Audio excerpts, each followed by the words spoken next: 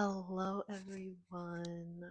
I've been cooking up some YouTube video topics, and I don't know if I'm gonna schedule this or if I'm just gonna post it, see how it goes. But one thing that I've been thinking of and I've been trying to practice, and I think that we all need to do in order to get through these in times of insanity. I mean, let's be honest, the times are insane. And I'm really lucky and blessed to be in Malaysia right now where things are relatively calm and peaceful. And still, I watch the news, I watch the politics, I watch the things about the economy and AI, and I talk with my students. And I see like social media, I just feel like everything is insane. And if even the people who are reporting the news are feeling insane, like it's just gotten to a point where it's out of control. And I made a little Substack note where it's like, if society collapses, let it. If the world falls apart, let it. Because what can we do? We have to focus on what we can control. And I even saw a video suggestion, but I think I already watched it, is that we need to move really slowly and intentionally. I think that's a big challenge for the Western world. The roommate here, she just got back and now she's back coughing again. But it's fine. I'm grateful for my health because I don't know what kind of what kind of illness makes you cough every 2 seconds, but it's insufferable. Anyways, so yeah, we need to slow down. We need to take things easy, easier, and we need to calm down. And this is me talking to myself too. It's talking to my friends, it's talking to you out there because I see the comments too. I see everybody's losing their minds. All the compilations of people making TikTok videos like the AI bubble, the private credit, housing. It's all, yeah. Okay, if it collapses, let it collapse. Like, what how does it benefit us if we are swayed and completely swept away by every little detail, especially with the current events? It's like every moment. I mean, I get it. I'm like a moment by moment person too. But every moment it's okay, there's war, there's no war. Okay, the stocks are up, the stocks are down. It's like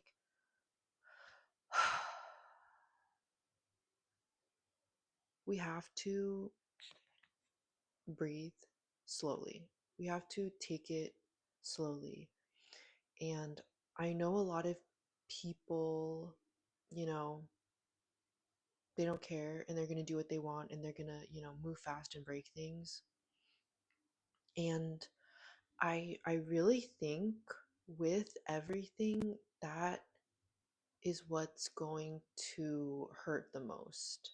I think if you are moving quickly and you're caught up in the details. I mean, I see it with the independent journalists and the news anchors.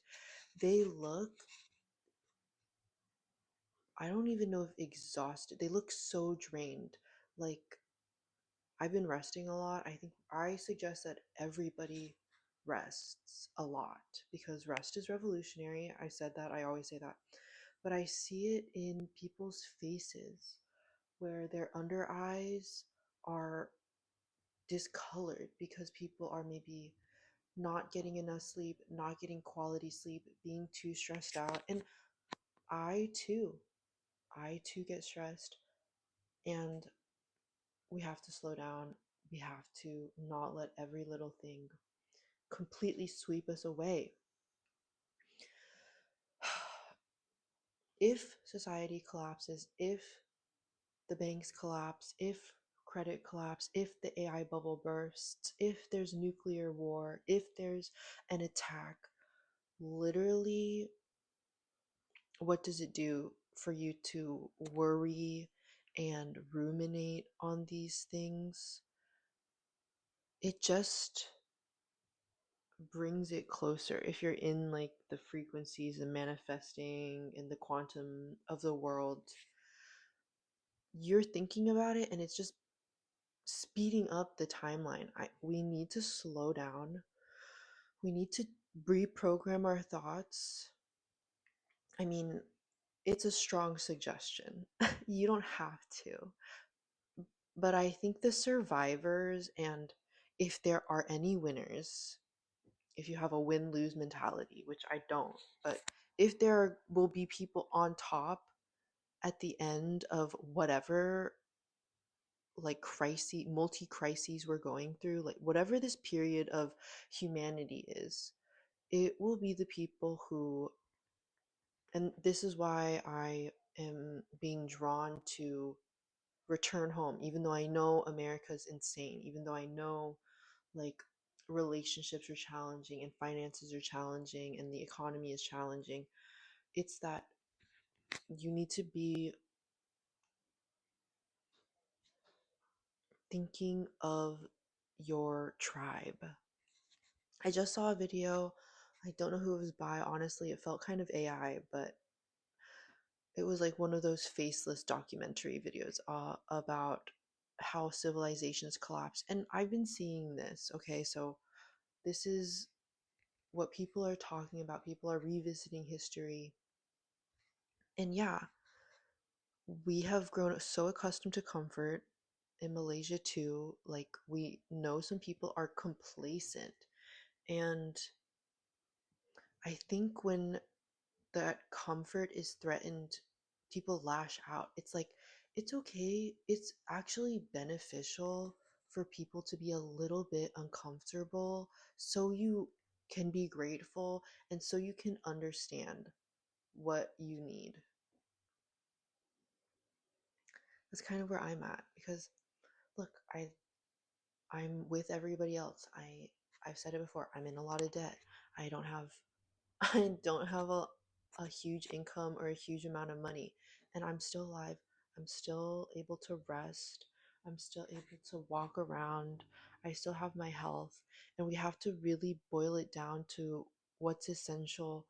What do we need to be grateful for? Because if you the mind is a terrible master. If you are always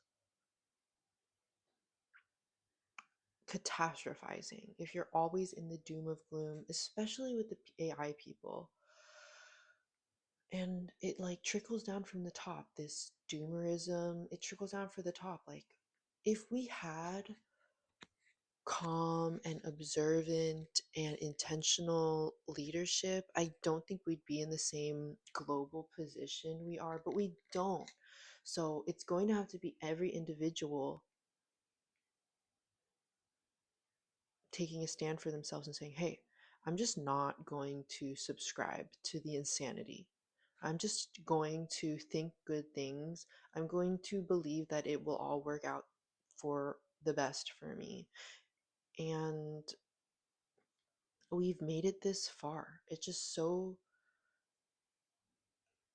ridiculous, I think.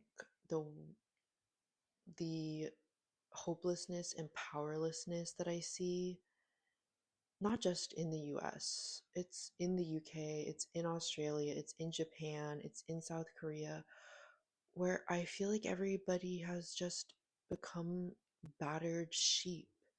And it's like, what any, that's not even what the sheep were born to do. Do you know what I mean? It's just, I think it's really unfortunate how we've given so much to people who, it's not only that they don't deserve it and it's that they're abusing power and they're hurting people. I will never understand how and why people follow people like this. I think it's out of fear, I think it's out of ignorance, but truly, at the end of the day, people are so desperate for a god or a leader that they forget that it's within. We have to remember who we are. It's going to be so important.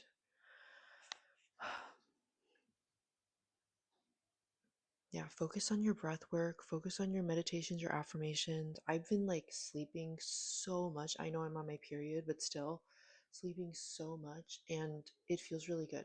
It feels really good to sleep a lot and then take a nap and then wake up and then drink some water and then reflect. Maybe I'm in my winter time,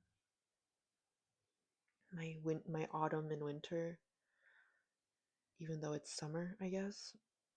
Not that anything really matters anymore. Today it was so hot. It was like in the 90s and then it was raining. So what are you going to do? What are you going to do?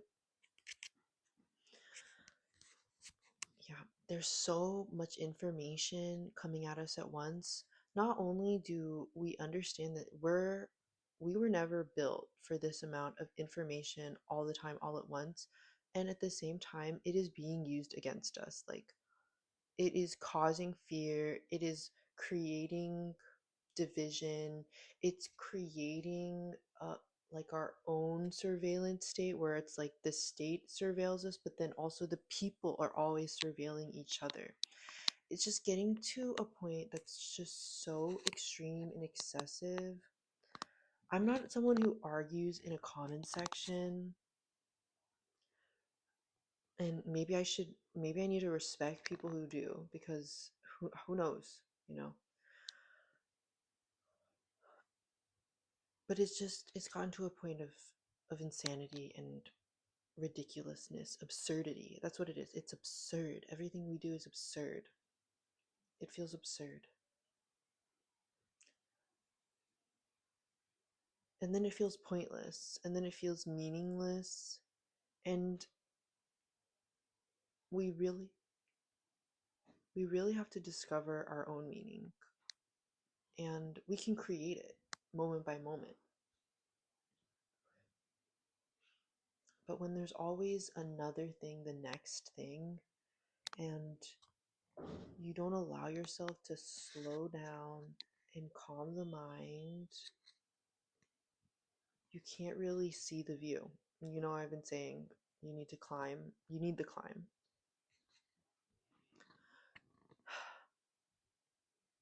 Yeah, I'm interested in what everybody else is doing. I've been seeing a lot of like TikToks and socials about people who maybe are in certain communities who are just resting and like sitting this one out. And I do think a huge part of it is that a lot of this is not like our personal or generational karma. I think we do need to, a lot of communities need to step out of the way. Like for like the white male Christian nationalist group, a lot of people just need to get out of their way. Like we need to get out of their way. We need to let them sit in their own soup. We need to let them get their own karma. We need to let them. I think instead of focusing so much of the rage on you did this, because I felt that too when I was in the US. There's so much anger, there is so much rage. We need to transform it into a more productive energy, because yeah, there are lots of people who rage bait. Good for them. That's their personality. That is not for me. I'm not a rage baiter. I'm not someone who's like debating people. I can't do it. But for people who are maybe like me, maybe like you, we need to figure out how to strengthen our immediate networks. It may just be talking to people and seeing where people are at, because that's pretty much all I can do. I can't like house people. I can't like feed people. Barely feed myself and house myself. But That's what it's going to be coming down to further down the road. Again, excuse me, there's catastrophes and there's these plagues, excuse me. And for people my age, I've made like posts about it. I've fought in the comment section about it. This is all we've known. All we've known is like war, political ruin, economic catastrophe, pandemic, and insanity. And it's obviously not working and it's obviously getting worse and worse. So it needs to be it needs to be figured out. Like we cannot go on like this any longer. And right, Malaysia's great, but the world, the world will face AI restructuring. And I've been seeing so many things like, yes, 2026 has been awful, but 2026, I think, is just the stage because we are not even seeing or feeling the full repercussions of the war, economic and political mismanagement. We are not seeing that yet. And I just have been seeing people who are experts in their field saying, like, oh, there's not even going to be high prices for oil because there's going to be no oil, like in Russia. Or there's not going to be high grocery prices, there just won't be food, you know?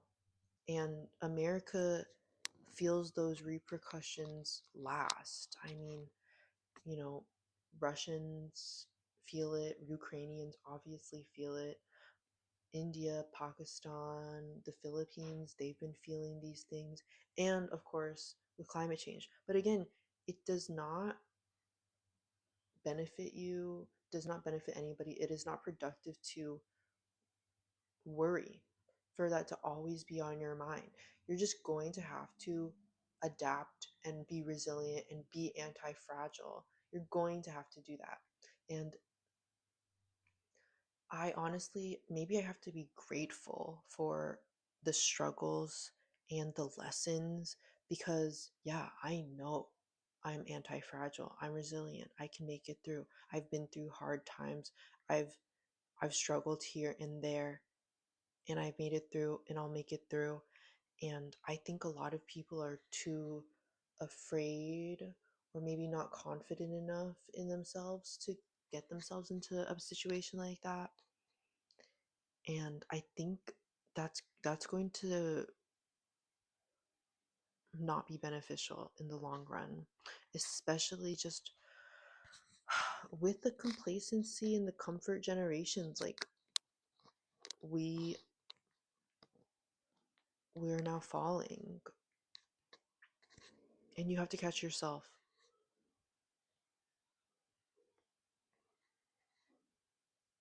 Oh, okay. Yeah. Yeah, I talked about it in my last video. Just when I think about my friends, when I think about friends who have had to scrounge around, and look, even me and my friends scrounging around, yeah, it's not fun. It's not easy. It is challenging. It is not, you know, death by a thousand pokes or whatever. um, we've had to learn how to do things, and that has made us stronger and more confident in ourselves and our abilities and our potential. And I think that's going to be so, so important. So maybe take some time. Let's all take some time to be grateful for what we've learned and how it's made us stronger, and grateful for us and ourselves and the people around us who have helped us and supported us. Because damn girl, I I really I'm not an expert. I haven't been around for that long, really. And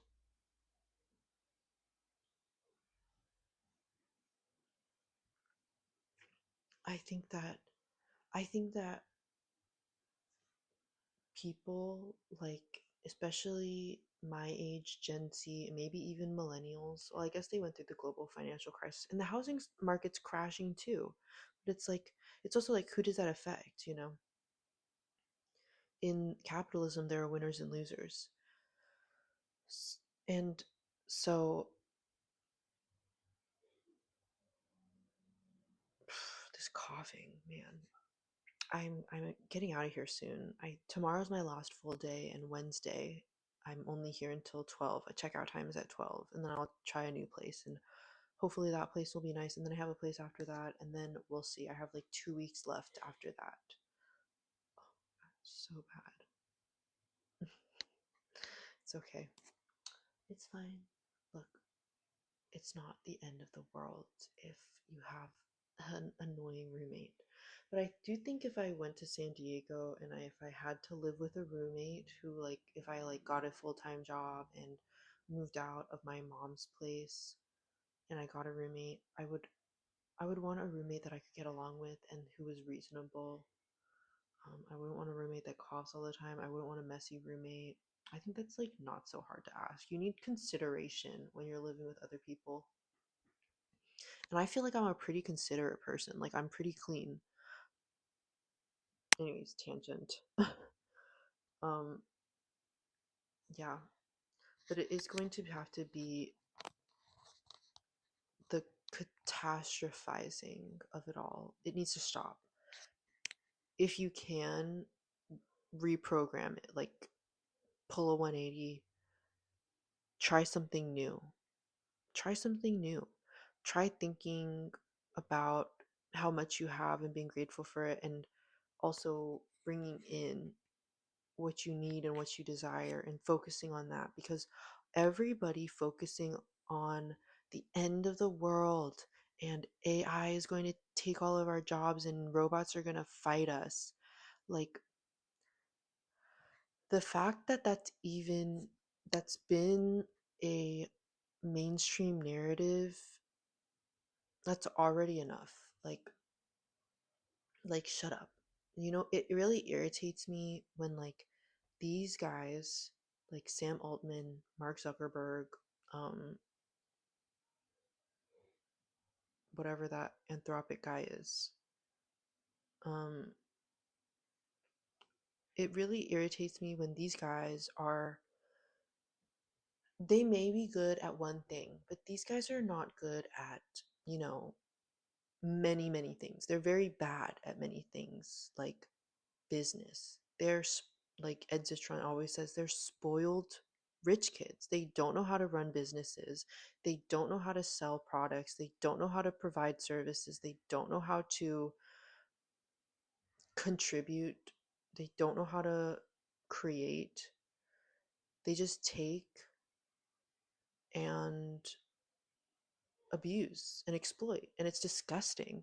And for these people to be the people at the top, and then for them to, like, be controlling the narrative, is something we have to leave behind. The predictions that I've been seeing is that 2027 is going to be the actual change year, that early 2027 is going to be a very challenging time. Not that these times haven't been challenging, but the times have actually been, going back and forth. And yes, prices are high. And yes, you know, the signals are pretty bad. You know, they're really bad. But I think the change has only just begun. And for people like a regular person like me, maybe like you, if you're watching this, to make it out, we are going to have to refocus. We're going to have to reinvent. We are going to have to reposition. We're going to have to focus on what is important to us, to our values, not what the corporations are telling you what is important, not even what like the big important people say is important. It will have to be, the people around you, maybe the people you care about. And maybe it's really going to be yourself, because there is so much abundance in this world. There's no need for people to be living in squalor. There's no need for that. I think we've all agreed. Even the billionaires know, even the trillionaire Elon Musk, these guys know. They know they could solve these issues. They say it.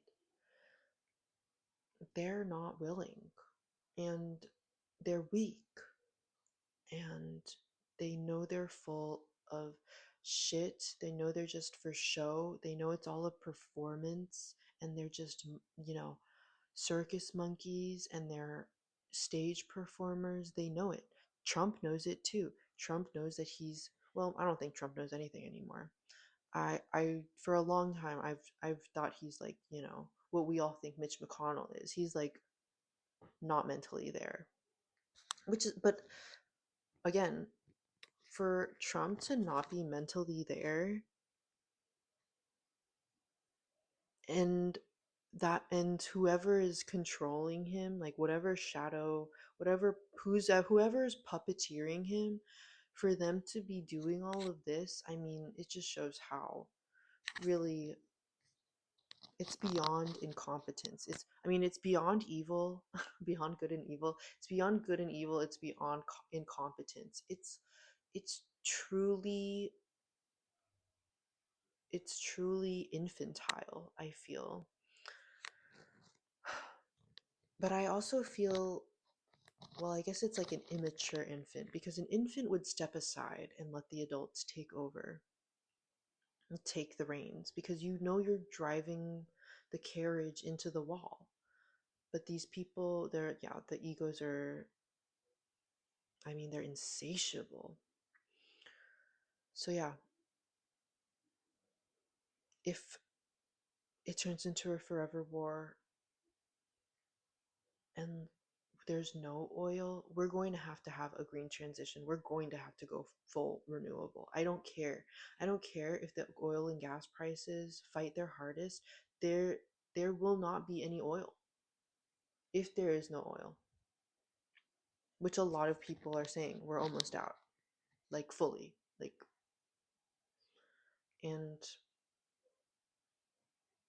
if money becomes worthless, then what is worth something? You know, it is like the people you love. Really, it is your networks, your social networks, not Facebook, but the people you care about.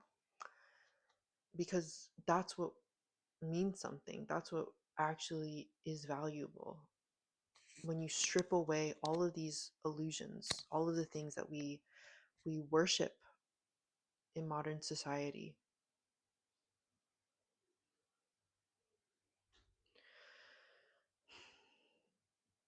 And then with AI taking all of the jobs, it's going to be, well, what now? Like, what can you do? Do you know? And it not just in a despairing voice, it will be, what can you do?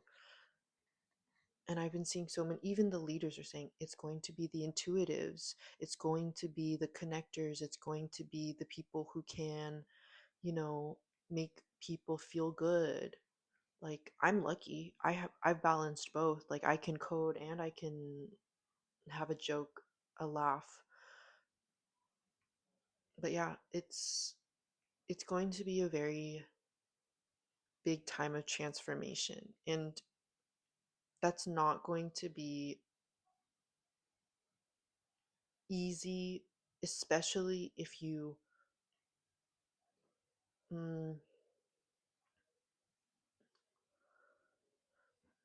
don't even know the word, like, if you refuse to go slowly, if you hold on to this fast-paced environment, like, no one is escaping this. People are glazing China these days. People have always glazed Asia, but Asia is not safe from the AI takeover. In fact, I feel like we'll have to see, but you know,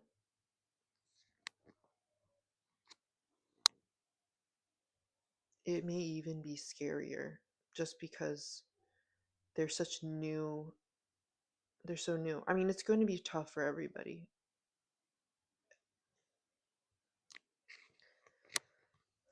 And I don't know what I was doing. I was with I am always talking about AI with my students because it's like the thing to talk about, especially at the higher levels of an institution. If you're like in management positions or if you're like, in AI, it's unavoidable. You be using AI because it makes the work easier, and then there are repercussions like burnout, like okay, we have too much. We are being asked too much to do too much. And we're only human. We only have a certain amount of time in the day, but the AI does it, you know. And it's getting better and better. And so what makes you human if the AI can do your job or if the AI can do many types of tasks? What makes you human? It's going to be leaning into creativity and human ingenuity.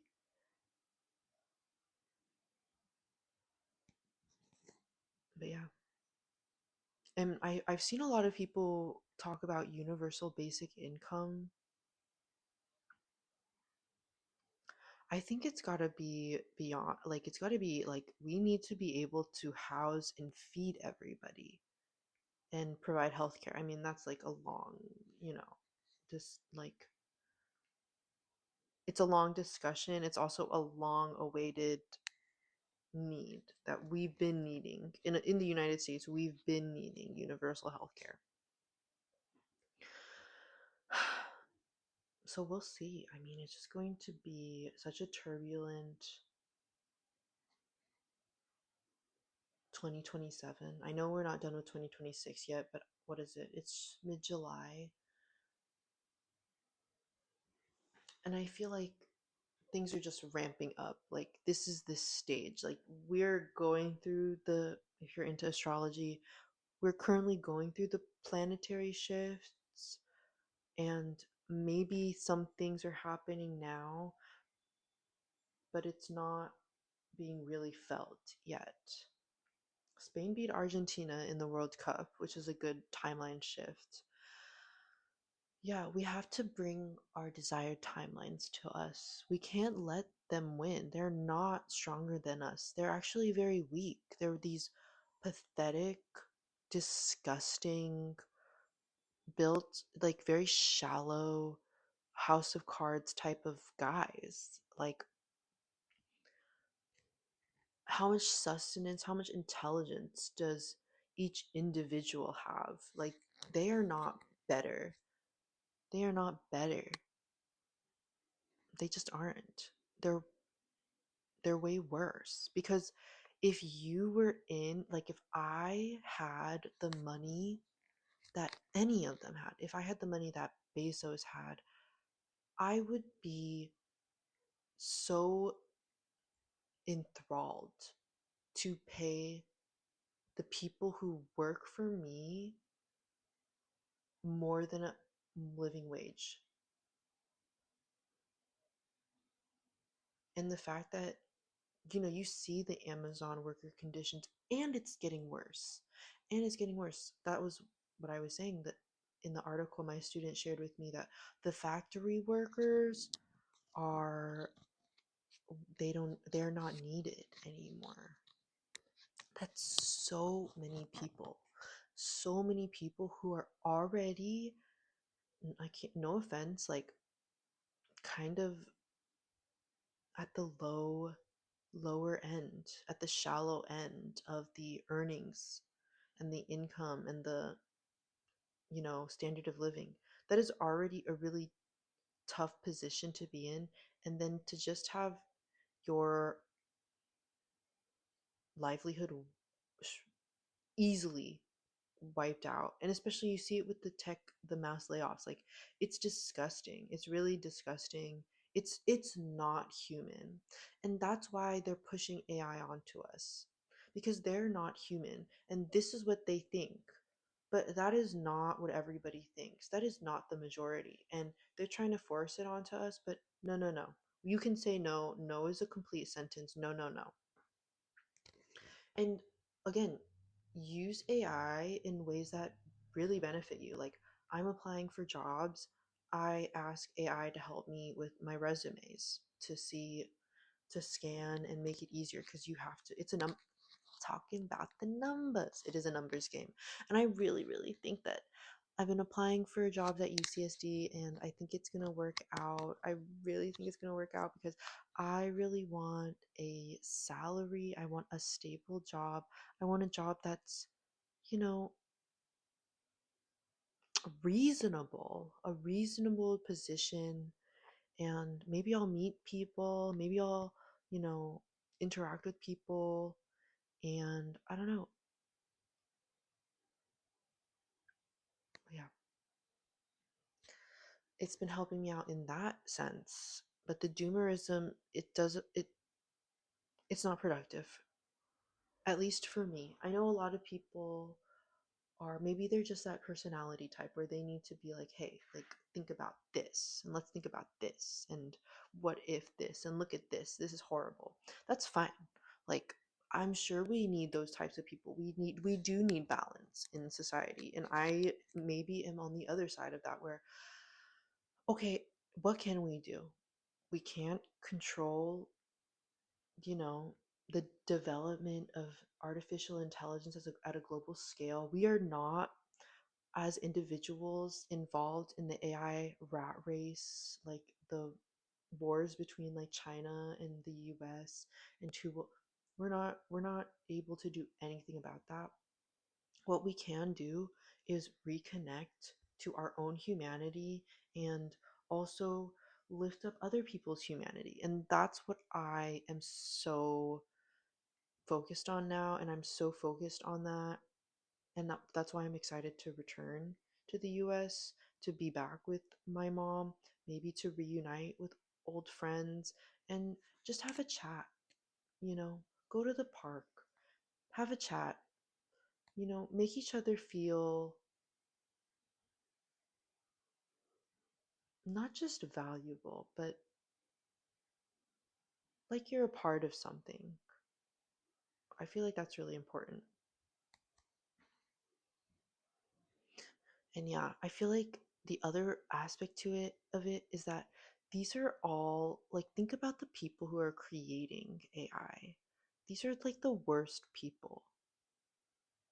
There's the worst people. Of course they have the worst, like, catastrophizing predictions about the future. And I've been seeing so many clips of, what is it, podcast of a CEO. And I don't really watch him, but I already see the comments and like people are just, oh, he's just word salad. Like, a lot of people say nothing. A lot of people with podcasts say absolutely nothing, me included. I mean, I'm obviously not doing this for a huge audience. I'm mainly doing this for my own spirit and the connections that I put out there. But he had a guest who was like a whistleblower, and it is dramatic. And at the same time, you see it's like these guys who probably aren't very connected to reality or community at the at jump, these are the types of people, the nerds, the tech people, the the computer science programmer guys, the 5 a.m hustle culture guys. Like, these people look, you can respect it, but these are not the people who are like feeding the hungry every weekend. I've fed the hungry every weekend. You need to be able to commit to a larger whole. And I don't know, a lot of people in tech are very self-serving. I feel like it is all word salad. And I think that's, it's kind of the universe's way of bringing balance to the universe and Mother Nature's way of bringing balance because now what? You know, I think the CEOs are super scared because you see it that the AIs, if they could replace anybody, if they could fire anybody, they would get rid of the CEOs. They're the ones who take all of the money and bring very little value. The same thing with like the leadership, like they in politics and in banking, I guess. I can't believe anything they say. I'm going to be honest. Like it's so hard to believe anything that it's almost like in fact you can almost, I don't want to say guarantee, but you can discern or think or you know,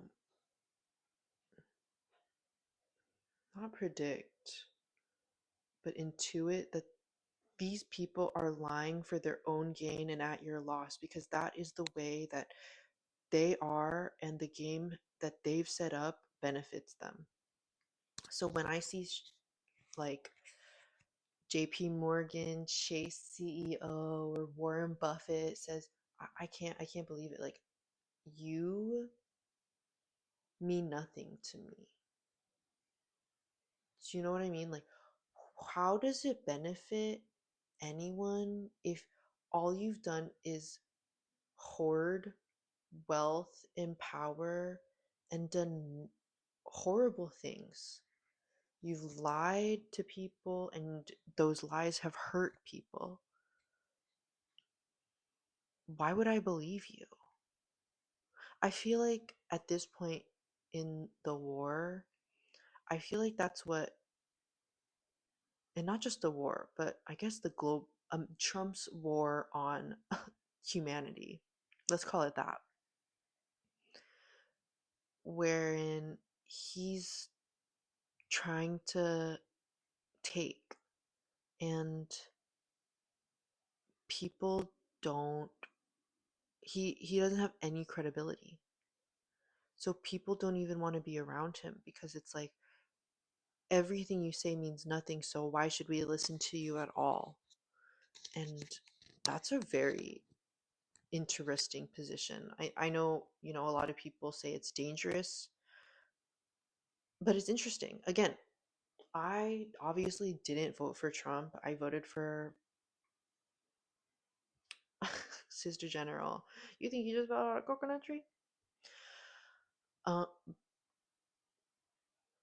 but again, it is a reckoning. It is an interesting reckoning that the people of the world are facing. Because again, Trump is just a figurehead.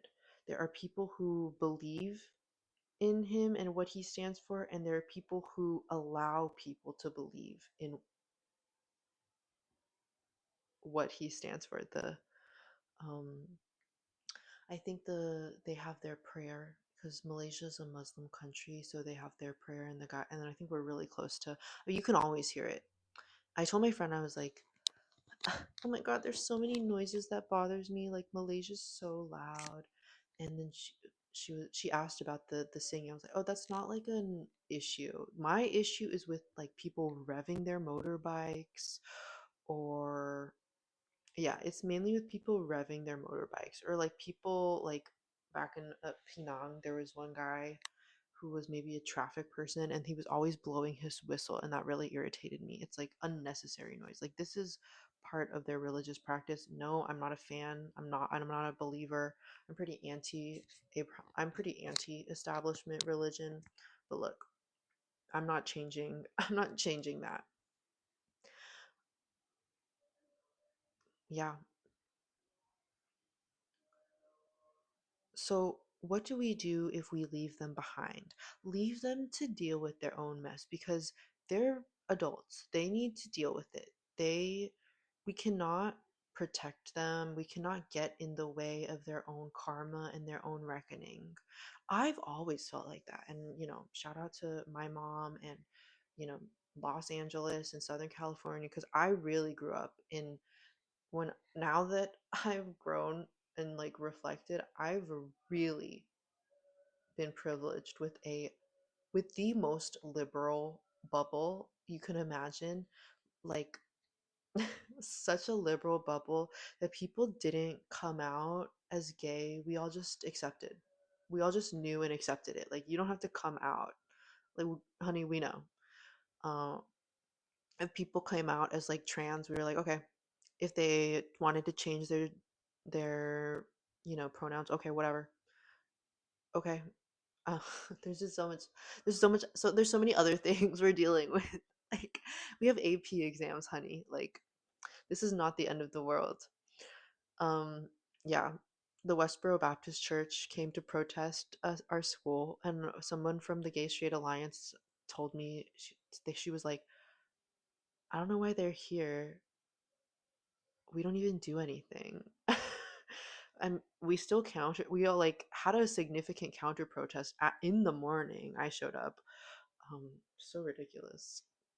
But yeah, I really did grow up in a very privileged liberal bubble where I didn't even, every time Trump won, we cried. Like we cried and held each other. Like it was like it was just everyone was distraught. It destroyed us. I remember watching it 2017 before I could vote because I was still in high school. I remember studying in the library with a friend and we were watching it, and everybody else around us, we were like in shock. We like couldn't believe it. We were like in disbelief that this was happening. And same thing, I went to bed and I woke up and I saw that he won. I was like, shh, not this, Oh well. And here we are. And again, if this is America, if this is the world, if this is the um, you know, techno feudalist white Christian nationalist patriarchal world that we're in, then I think you just have to let it cannibalize itself. I think if you fight with an abuser, you're still giving them your energy. You must walk away. And so, what do we do now? How can we? I mean, I'm in Malaysia, and I'm going back to be with my mom and to, try to make things work and taking it moment by moment. But truly, truly, I think, and I know people understand this, we have to stop consuming. And again, I am not a consumer. I'm trying to think of the things that I need to do. I think I need to step back into the world. I'm so, this since I was fired in retaliation. I was wrongly and unjustly fired. I've been on like big spiritual journey, and I think it's going to be me re-emerging into the world and seeing what I can do. I mean, teaching has been really good for me. Again, it's a positive impact. It's good work. It's not challenge. It's not like it's not challenging, but it's not like totally draining. Um, it's not paying as much as I need, but you know, we're getting through it. But yeah, we'll see. And again, I think a lot of people want to continue and they just think they can grit and bear it, but the spiral spirals. So I even thinking like what kind of groups am I going to get involved in? And we'll see. Maybe I'll get a job like either with the school or with the city, and then that will lead to the next. I feel like that's probably how it will be. But yeah, people need to stop consuming. I know so many people are saying this. I will add my voice to the flame.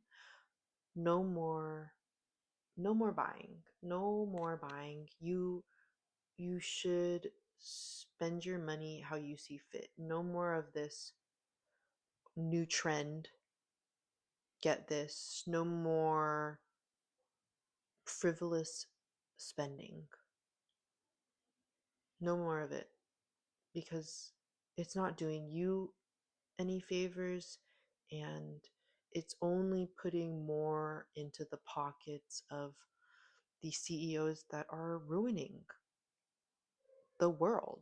It's not just America. Walmart is also hurt. Walmart and Amazon also hurt Mexico. Nike also hurts Chinese children, Bangladeshi children. Like, remember who you are. Remember where you are.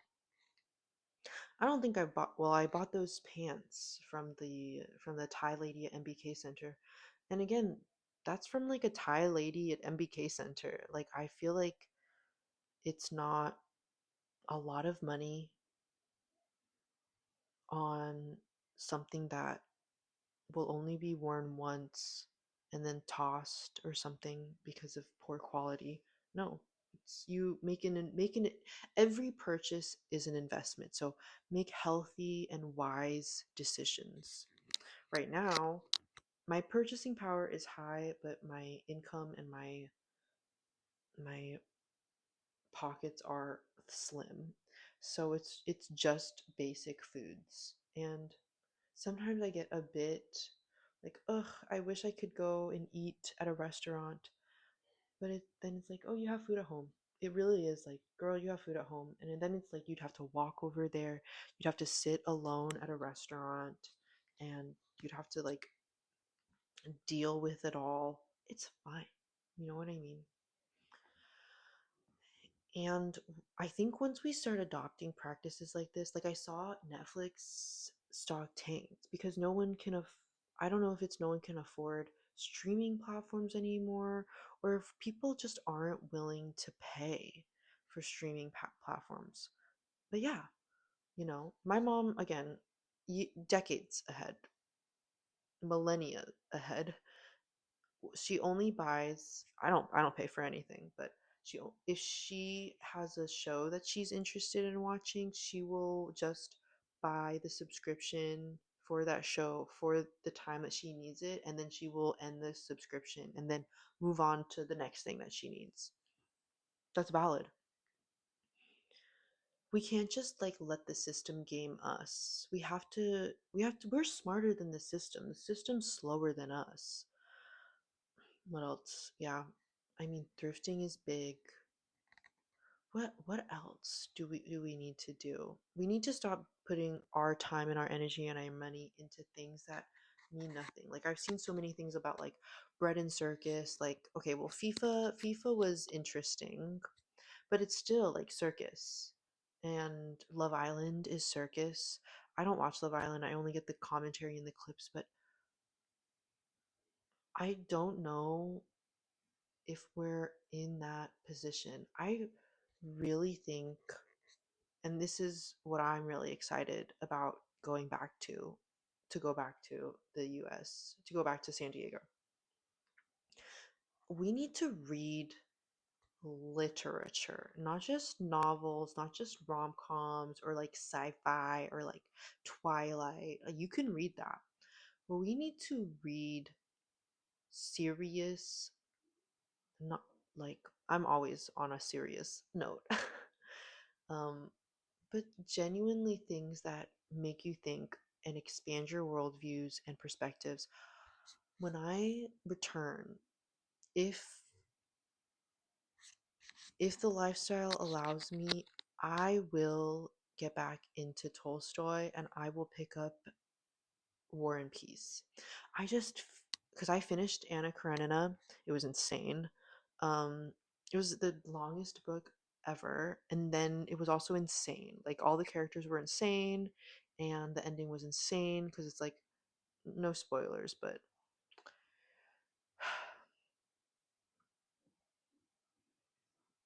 we were there for a long time.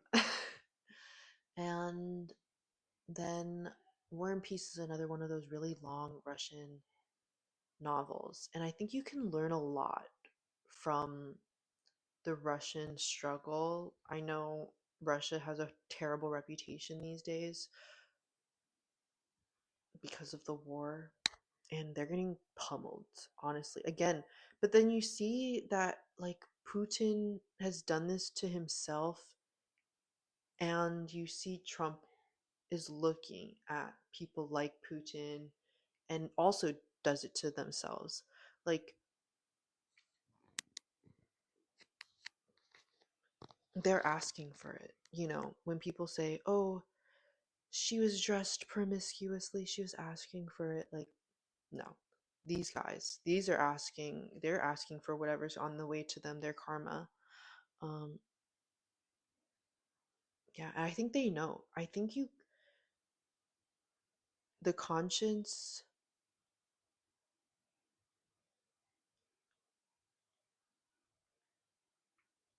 the conscious,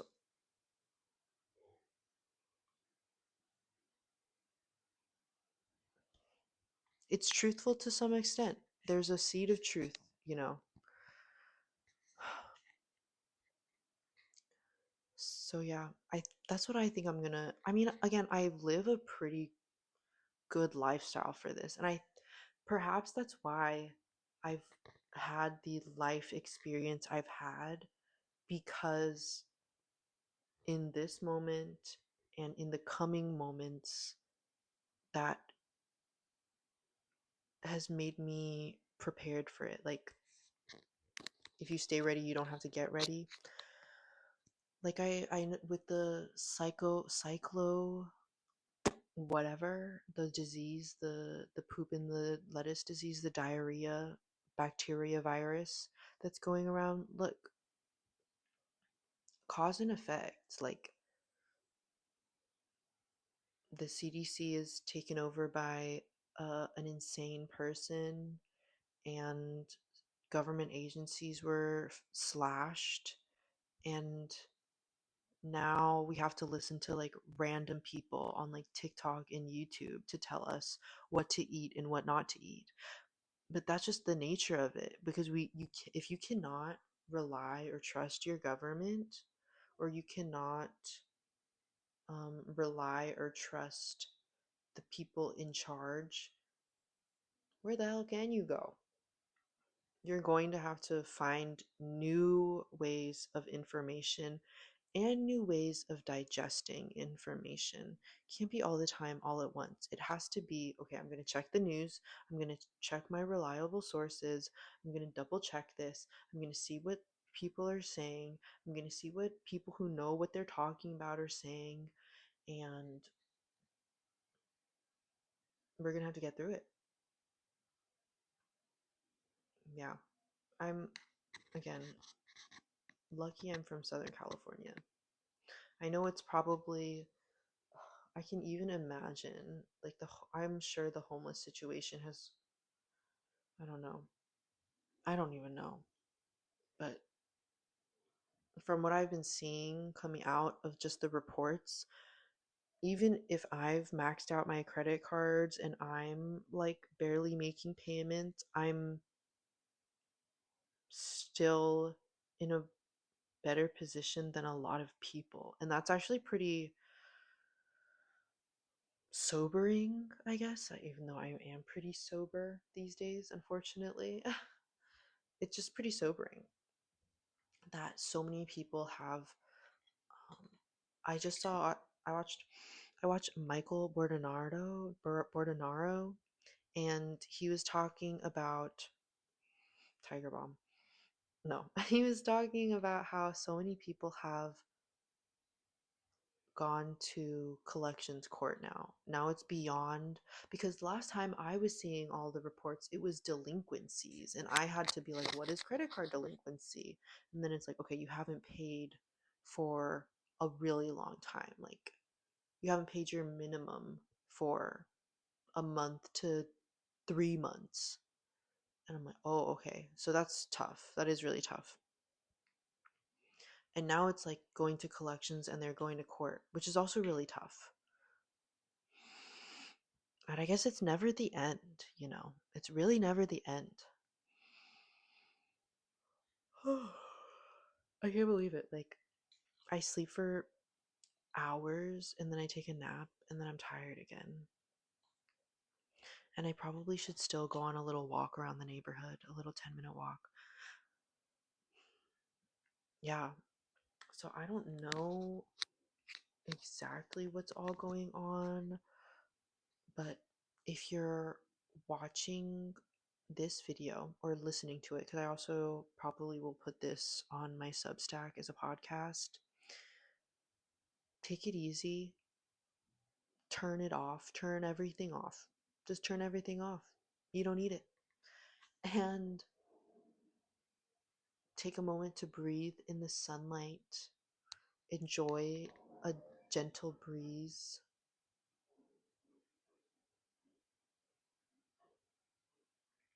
Because really, what else can you do? Rest, rest and recharge.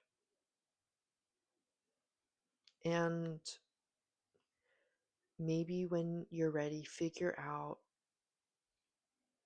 what it truly means to be an alive human, because it isn't AI, it isn't menial labor, it isn't paying bills, it isn't just that.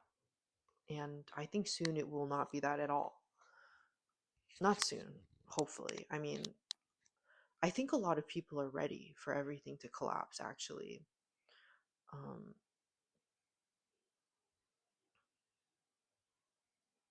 in hopes of a better and brighter future, which we can really hope. Because I don't think that the AI tech bros know how to create a future. They barely know how to create a product. They don't know how to create a product.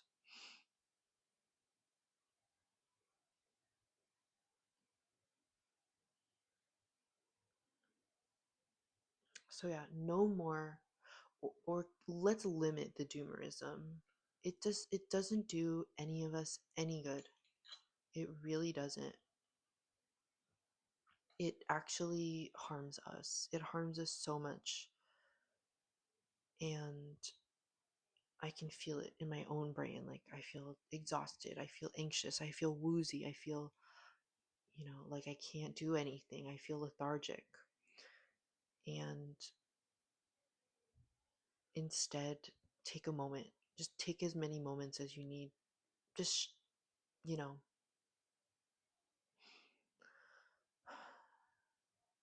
breathe in, breathe out, do it again, slow down, and then you can figure it out. And yeah, figuring it out will require radically letting go of everything, because it may not be here, and it may be for the best. I know people are scared. I know it's a scary, scary, spooky time. Like me too. I'm scared and spooked. And don't stay there for too you don't have to stay there for too long, because that's not who you are. You're not scared, you're not spooked. You are a divine creature. And what will humanity look like? There are so many old, I mean, there's a lot of doomer type movies, like, I guess, Terminator or iRobot or whatever. Idiocracy. Yeah. But again, art reflects reality, reflects art, reflects.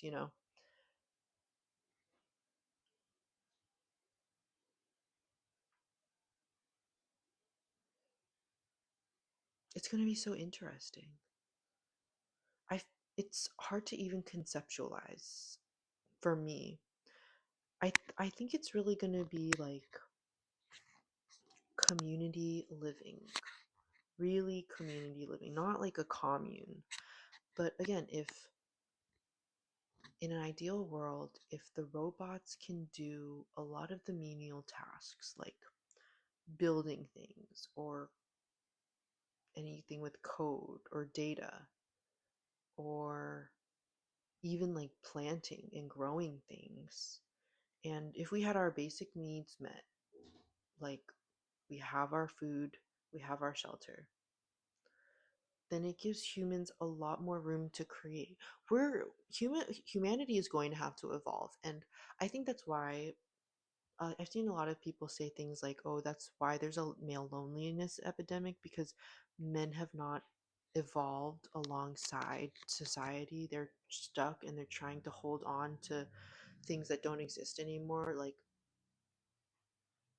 I don't know, um, like, I mean, abuses. That's what they're trying to hold on to. It's just, it's that's not. We're all too awake for that now, and even those people, I think they're awake. They just stuck. They're stuck in the ways, and that's very. It's going to be Darwinistic. I think those people are. They're going to have. They're going to be left behind. No child left behind. I mean, even that, like, if you are stuck in the AI doomerism mentality, I think it's going to put you at a disadvantage because then you're not open to the creativity that is naturally flowing. If you are so tied up in the banking system and the ball drops and the government, I don't know. I feel like a lot of people are saying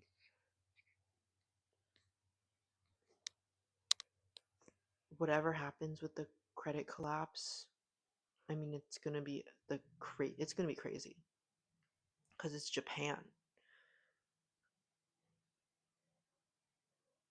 But at the same time, I think it all needs to go. I think it's ran its course, and something new and better. We really have to think about that. That's something that I've been setting the stage to ponder with my students. It is going to be like playing jazz, people. And I don't know who I was watching, but it was like the person who responded is like, "Oh, but playing jazz doesn't make money." Money might not matter in a world where there is no money or no need to work these whatever ridiculous, pointless jobs, these corporate jobs that will be taken over, replaced, easily replaceable. You are easily replaceable. We've seen that with the tech layoffs. Someone's come.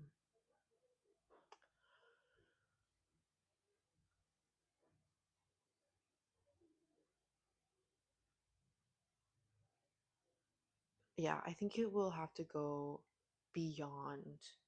I think it will include universal basic income. I think it will be universal healthcare because why is healthcare privatized? It's only in the US. You, everyone eats, everyone has adequate shelter and transportation. I think I think people who are too attached to the concept of money, I think they, you know, it's you're never too big to fall. I think it's the bigger they are, the harder they fall. And I don't know what that looks like. It may it may just be losing everything you thought was valuable. And that can be really that's an ego death in itself for a lot of people. And then with politics, I mean, I think democratic socialism is on the rise. And then I also think they're trying to revamp McCarthyism. Where's your humanity? Um, it's just,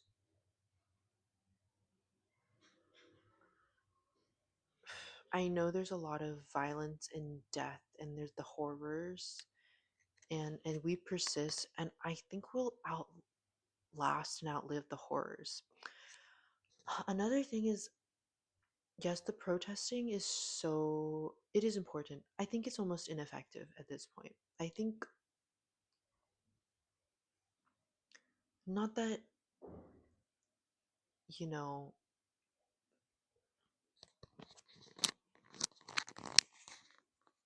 you shouldn't protest, but I think you're putting a lot of people, you're putting yourself in danger. I think when you protest, at least, if you're protesting at like ICE facilities, or if you're really going toe to toe and head to head with things and people.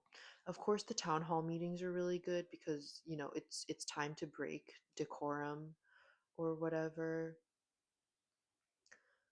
San Diego protests are just like a walk. Like, it's not, again, liberal bubble. It's not as serious.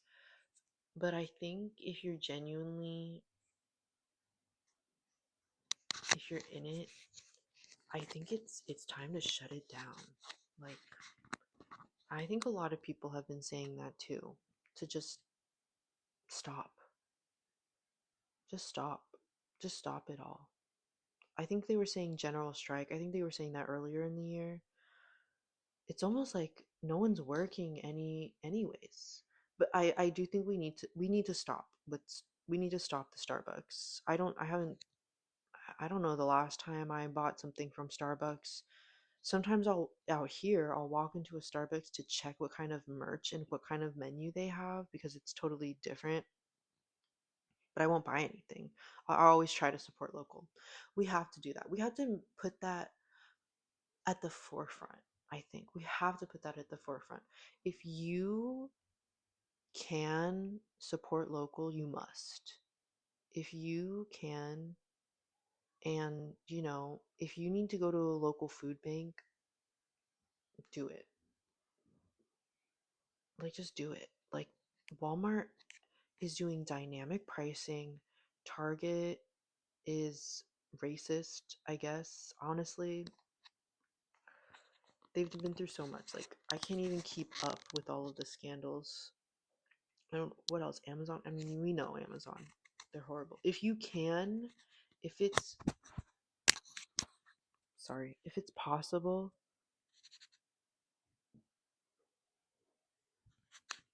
local. Shop local. Out here, the only one is like Jaya Grocer. Or I guess I bought some bananas at the local street market. That's super local. No, you want to know what? In my last Airbnb, before I left, the guy said, "Oh, look, we got some bananas from the other person's house." Like, wow, that's super local. That's what's going to help you survive. And I think that's why the billionaires are so scared, because they, mm, on a core level, know that they have hurt community so much that they have revoked their right. They have revoked their right to access community, and they will not be accepted into the village. They will not benefit from the village.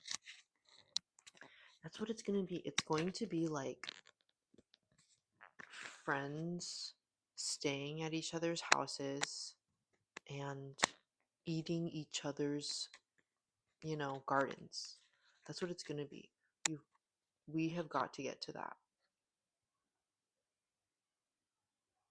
And if you don't have that, it's around you, and you can very easily find it. Trust. And if it's not in a nearby vicinity, learn how to grow. Get acquainted with the land.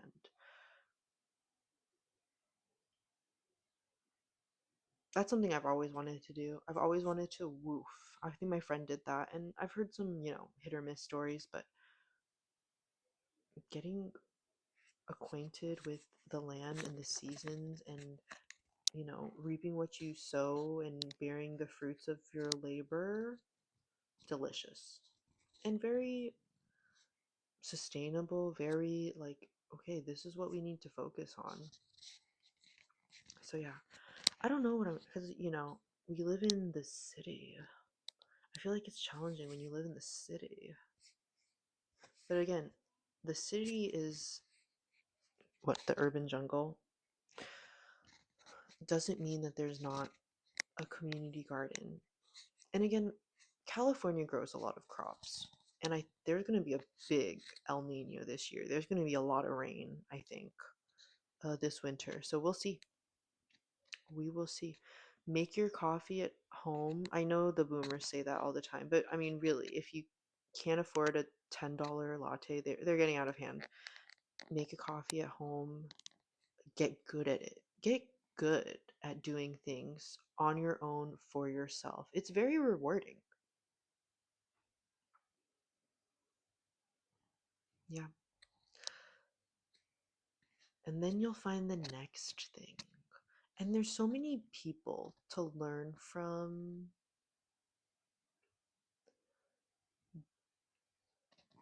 It reminds me, my mom gave me the Stand by Stephen King. It's like 1,000 pages. I read it. It was pretty good. He talks a lot, Mr. King. And I think it was really interesting because it was essentially like the pandemic, but it was more lethal and it took out like a good portion of the population. It's like, then money doesn't matter. Like, it genuinely doesn't matter. It's about survival. It's about who can do this thing, who can do that thing, who can do that, who's willing to do that. And then it's also like, if you're not able to be here, in the community, you can't be in the community. That's why Peter Thiel left the United States, because he doesn't belong here. He knows he doesn't belong here. And when it all crashes, and he's part of the reason it crashes, and people want blood, because I think a lot of people currently do, and I feel like, you know they're valid, and Peter Thiel sees that. Wow, it's gonna be crazy. I feel like we're in the throes of revolution, and we'll see about civil war. I feel like we've been in the throes of civil war for quite some time now, actually, and like attacks from abroad, whatever. But what can you do? You can only go about your day, feed yourself, clothe yourself, wash yourself, and imagine Sisyphus happy. Okay, that's enough from me. I didn't know I was going to do this big long one. I thought it was only going to be a little one, but oop. Thanks for hanging around. I'm only here for one more day, and I have a lot of classes tomorrow, so I probably will not see you until my next place, and then we'll see how I feel about that place, and then we'll see how I feel about the next place, and then we'll see about how I feel about the next place, and then we'll see about how I feel about the next place. Okay, thank you so much. Love you. Bye.